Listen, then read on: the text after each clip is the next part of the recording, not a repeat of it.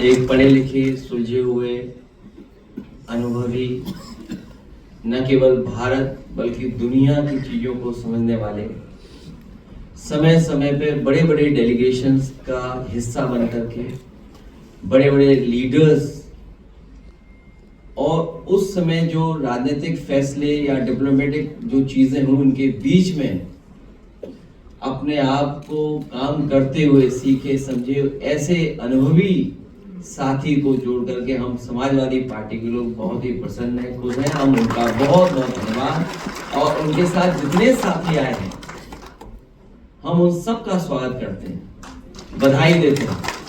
इनके आने से हमारी पार्टी, इन सभी साथियों के आने से हमारे दल, हमारी पार्टी को समय समय पर बहुत से लोगों को जोड़ने में, बहुत से लोगों की बातों को समझने में हमें बहुत ही सहयोग मिलेगा। इसलिए अपने साथी बदरुद्दीन खान साहब का बहुत बहुत स्वागत और बधाई देता हूं मैं, और मैं भरोसा दिलाता हूं जब भी समाजवादियों को मौका मिलेगा आपको बहुत सम्मान देने का काम हम लोग करेंगे। दूसरे साथी हमारे पूर्व मंत्री जो बिजनौर से रहे, मूलचंद चौहान जी आज पुनः हमारे साथ जुड़े हैं। जो लोग शुरुआती दौर की राजनीति में रहे होंगे वो जानते होंगे कि सबसे पहले आंदोलन और प्रदर्शन करने नेताजी ने मुझे कहीं भेजा था तो बिजनौर जिले में भेजा था, और जब बिजनौर भेजा था तो यही हमारी पार्टी के जिला अध्यक्ष थे उस समय।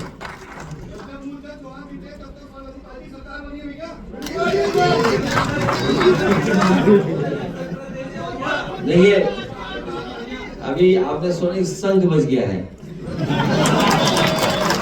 इसलिए मैं अपने पुराने साथी और नेताजी से जुड़े और समाजवादी आंदोलन में हमेशा साथ रहे। वो राजनीतिक परिस्थितियों में थोड़ी दूरी हो गई। राजनीतिक परिस्थितियों में कई बार जो संतोष तिवारी जी बता रहे थे बात, इसी तरह का घटनाक्रम हो जाता है जिससे दूरी बन जाती है। लेकिन आज हमारे साथ आए हैं, न केवल वो आए हैं, उनके साथ बड़ी संख्या में साथी हैं और जो यहाँ पर मौजूद हैं, यहाँ के साथ साथ बिजनौर से देख रहे होंगे। मैं सभी साथियों का बहुत बहुत स्वागत और धन्यवाद देता हूँ। साथ ही साथ जो समाजवादी साथी हैं हमारे, वो भी साथ रह करके इस पार्टी को मजबूत बनाएंगे। सामने जो लड़ाई है उस लड़ाई में हमारा सभी लोग मिलकर के सहयोग करेंगे। संतोष तिवारी जी को बहुत बहुत धन्यवाद और स्वागत। इनके आने से हमारी पार्टी को कुशीनगर में मजबूती मिलेगी। हमारे साथ ये लोकसभा चुनाव में ही जुड़ गए थे, विधानसभा चुनाव में हाँ, विधानसभा चुनाव में हमारे साथ आ गए थे और बहुत सारी जानकारी हम और आप दोनों जानते हैं कि राजनीति में कई बार जो सामने से दिखाई देता है वो नहीं होता है, कुछ ताकतें पीछे से हाथ मिला के रखती हैं। तो जब इनसे हमारी मुलाकात हुई तो कुछ ऐसे घटनाक्रम इन्होंने बताए जिसमें हमारी आंखें खुल गई। तो मैं संतोष तिवारी जी का, उनके साथ जितने बड़े सम्मानित लोग आए हैं, मैं उन सब का स्वागत करता हूं, धन्यवाद देता हूं। और आज का दिन भी बहुत महत्वपूर्ण है। 1 मई लेबर्स डे के नाम से जाना जाता है। आज के दिन पूरी दुनिया में लेबर डे के नाम से, और लेबर डे के उस पर सभी हम मजदूर भाइयों को बहुत बहुत बधाई और शुभकामनाएं देते हैं, क्योंकि 1 मई बहुत ही महत्वपूर्ण दिन होता है। आज के दिन जब शंख बजा है तो सोचिए परिवर्तन होना तय है।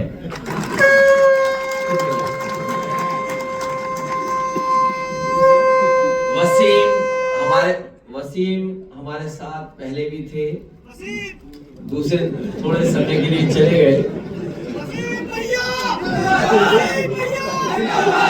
और अब पुनः हमारे साथ जुड़े हैं। हमें उम्मीद है मेरठ, आसपास, दिल्ली तक और आसपास सब जगह पार्टी के कामों में, पार्टी के संघर्ष में साथ देंगे और पार्टी को और मजबूत बनाने का काम करेंगे। मैं वसीम भाई और उनके सभी साथियों का बहुत बहुत धन्यवाद। और साथ ही साथ सबसे महत्वपूर्ण और समय के हिसाब से जो जज रहे मनोज जी ने फैसला लिया है, वो जो काम करना शुरू किया है, मैं उस काम के लिए पीडीए हेल्पलाइन के लिए उनका बहुत बहुत धन्यवाद और आभार करता हूं। क्योंकि आज के समय पर लोगों को इधर उधर न जाना पड़े और कई बार गरीब बहुत सी चीजें समझता नहीं है। कई बार तकलीफ और परेशानी में रहने वाला इंसान जो सामान्य चीजें समान तरीके से हो सकती हैं उसमें भी उलझ जाता है और अपनी मदद नहीं कर पाता है या मदद ले नहीं पाता है। ऐसे समय पर जो जज रहे हैं, जो कानून को समझते हैं, अधिकारियों की और लोगों की, प्रशासनिक अधिकारियों की जिम्मेदारी समझते हैं, किस काम को कैसे किया जाता है और कौन रोड़ा अटका रहा है, उसमें गरीब जनता की मदद करने के लिए आपने पीडीए हेल्पलाइन काम शुरू किया है। मैं आपका और आपके साथियों का बहुत बहुत धन्यवाद और आभार प्रकट करता हूं। इसी तरह के काम से हम बहुत से गरीबों की मदद कर सकते हैं। मैं मनोज सिंह जी जज साहब से कहूंगा और अपने तमाम साथियों से कहूंगा कि जब पीडीए हेल्पलाइन बन गई है तो हमें पीडीए का डेटा सेंटर भी बना देना चाहिए।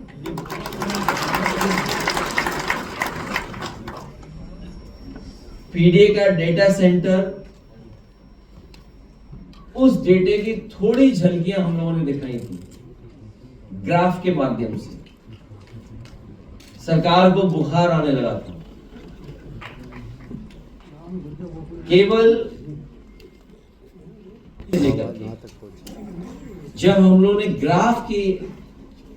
ग्राफ से और ग्राफ बना करके पेश करना शुरू किया तो सरकार जो लगातार बोलती है और सामने आकर के जवाब देती है, सरकार जवाब देने नहीं आई। सरकार ने अपने रिटायर्ड होने जा रहे,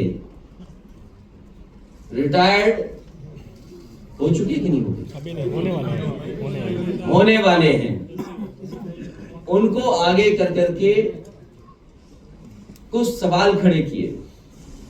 मैंने उस समय भी कहा और आज फिर कहता हूं कि अगर हमारे पीडीए डेटा में कोई कमी है, अगर हमें वो डेटा उपलब्ध नहीं हो पा रहा है, तो उस डेटा में आप हमारा सहयोग करें, हमारी मदद करें। बहुत से जिले हैं जहां पर हम लोगों ने डेटा इकट्ठा कर लिया है और वो डेटा शॉकिंग है।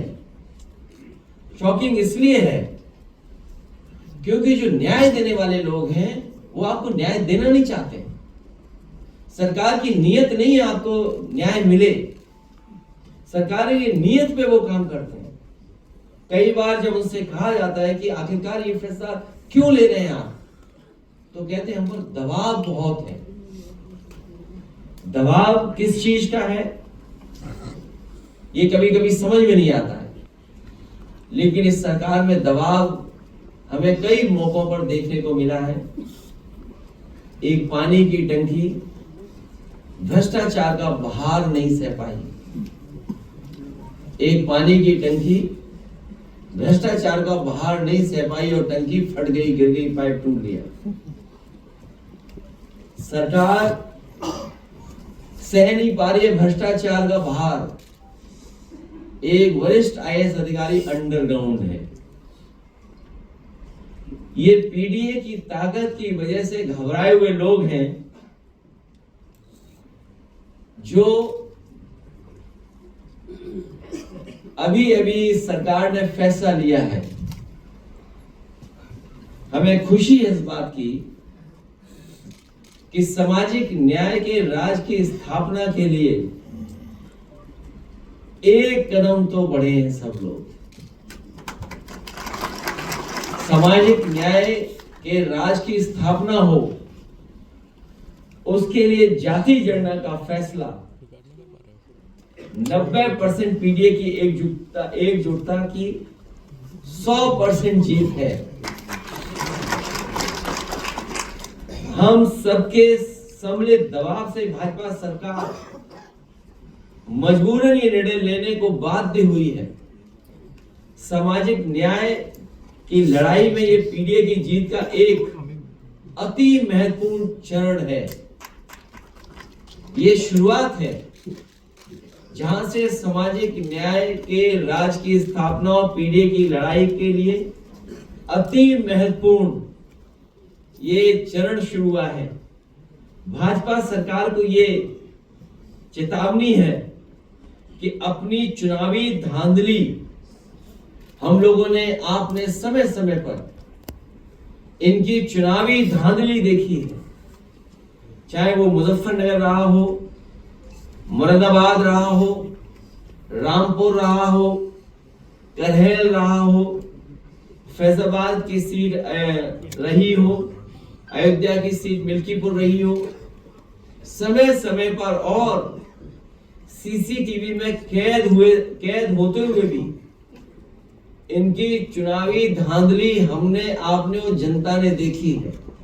इसलिए भाजपा सरकार को यह चेतावनी है कि अपनी चुनावी धांधली को जाति जनगणना से दूर रखें, क्योंकि ये कोई भी धांधली गिनती में कर सकते हैं। एक ईमानदार जनगणना ही हर जाति को अपनी अपनी जनसंख्या के अनुपात में अपना वो अधिकार और हक दिलवाएगी जिस पर अब तक वर्चस्ववादी फन मारकर बैठे थे। ये अधिकारों के सकारात्मक लोकतांत्रिक आंदोलन का पहला चरण है और भाजपा की नकारात्मक राजनीति का अंतिम, भाजपा की प्रभुत्ववादी सोच का अंत होकर ही रहेगा। संविधान के आगे मन विधान लंबे समय तक चल भी नहीं सकता है। संविधान के आगे मन विधान बहुत लंबे समय तक नहीं चल सकता है। इसलिए मैं इस बात को मानता हूं कि ये इंडिया की जीत हुई है। तमाम हमारे पुराने समाजवादी नेता और बड़ी संख्या में सामाजिक न्याय के आंदोलन को आगे बढ़ाने वाले लोग, उनकी वजह से ये परिणाम मिला है। एक लंबी लड़ाई के बाद आज सरकार तैयार हो गई है कि उन्हें जाति जनगणना करना पड़ रहा है। जातिवाद जनगणना का मुद्दा हमेशा बहुत जिम्मेदारी से समाजवादी ने उठाया और आज हमें उम्मीद है कि इस जाति जनगणना के माध्यम से जो पीडीए का दबाव है, बहुत सच्चे डाटा, सच्ची जानकारी मिल जाएगी। और अभी तो इससे आगे और कदम बढ़ने हैं।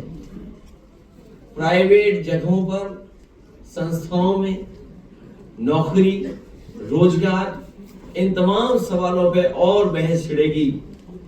जो मकसद था इक्वलिटी एंड जस्टिस का, उस इक्वलिटी एंड जस्टिस में हम लोग और आगे बढ़ने का काम करेंगे। साथ ही साथ आज जो श्रमिक दिवस है, मैं उसके लिए देश दुनिया के सभी श्रमिकों को बधाई और भविष्य के लिए शुभकामनाएं देना चाहता हूं। विषय सामाजिक, आर्थिक व मानसिक कई स्तरों पर चुनौतियों का सामना कर रहा है। आज श्रमिकों की परंपरागत परिभाषा बहुत व्यापक हो गई है। इनमें निम्नलिखित मैं पढ़ना चाहता हूँ। कृषि श्रमिक, मनरेगा लेबरिंग, मंडी श्रमिक, पोर्टर। कहीं आंदोलन हो गया क्या? फोटोग्राफर भाग रहे हैं। मैं दोबारा कहना चाहता हूँ, क्योंकि जब पीसी होगी तो आप लोग हमारा सहयोग करना। तो वहाँ क्या बोला जा रहा है हमारे खिलाफ? नहीं, अगर वहाँ खिलाफ बोला तो आप वही मदद करना। क्या हो गया? और मैं चलाऊंगा।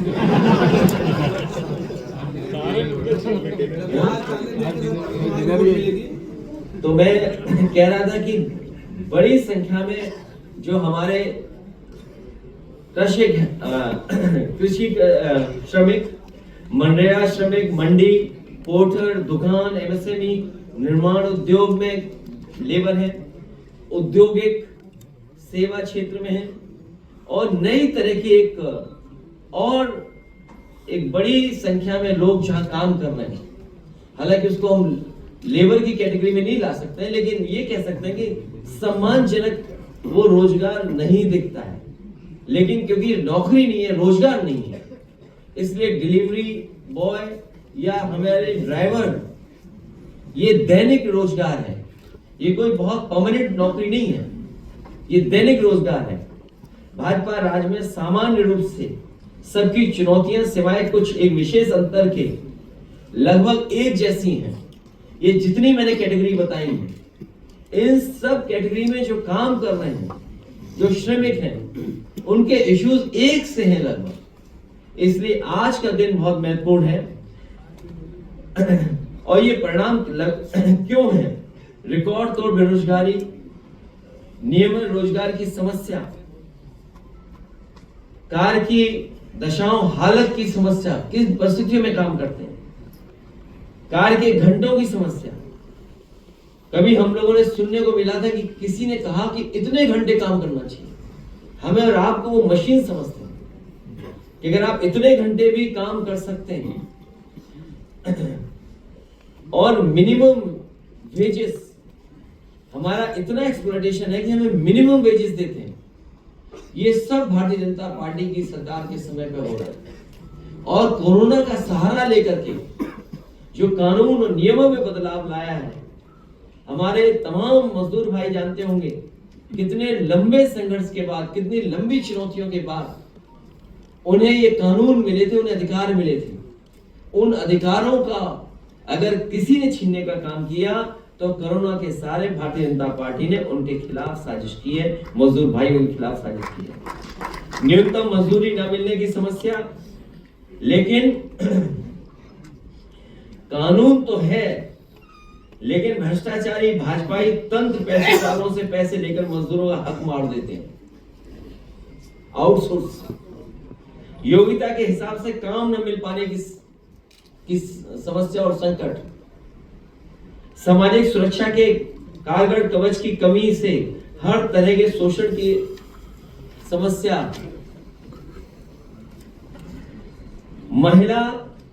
जो महिलाएं हैं उनके लिए सुरक्षा चक्र, बच्चों के लालन पालन और अन्य विशेष परेशानियों में अपेक्षा अनुसार सुविधाओं की कमी के होना, ऑफ सीजन में रोजगार की समस्या, वैकल्पिक रोजगार की समस्या, समय पर मजदूरी न मिलने की समस्या, मजदूरी में भी कमीशन खोरी की समस्या। ये सरकार जो कहती थी इंसेंटिव देंगे, इंसेंटिव देने वाले कमीशन में झगड़ा कर लिए और उसका परिणाम यह हुआ कि एक आईएएस अधिकारी को अंडरग्राउंड होना पड़ रहा है। कर्जदारी की समस्या, बीमारी में पैसे न मिलने की समस्या, विश्राम हेतु नियमित अवकाश न मिलने की समस्या, डिलीवरी करने वाले या ड्राइवर पर समय पर पहुंचने के दबाव में दुर्घटना और चिकित्सा बीमा की कमी की समस्या, या उन्हें जो मदद मिलनी चाहिए वो भी शायद नहीं दे पा रहे हैं। हमारे लिए आज का दिन लेबर डे का विशेष महत्व है, क्योंकि अगर सही से आंकड़ा निकाला जाए तो आश्चर्य नहीं होगा कि देश के श्रमिकों में 95% से 99% मजदूर पीडीए से ही होंगे। अगर हम डेटा देखें पूरे देश का, तो इस डेटा में सबसे ज्यादा हमारे पीडीए परिवार के लोग ही निकलेंगे। इसलिए हर तरह के मजदूर की लड़ाई हमारे अपने पीडीए की लड़ाई है, क्योंकि वो पीड़ित दुखी हैं तो हम पीडीए के लोग भी उनके साथ खड़े दिखाई दे रहे हैं। मैं आदरणीय उदय प्रताप सिंह जी से कहूंगा, क्योंकि वो जाति जनगणना को लेकर के बहुत शुरू से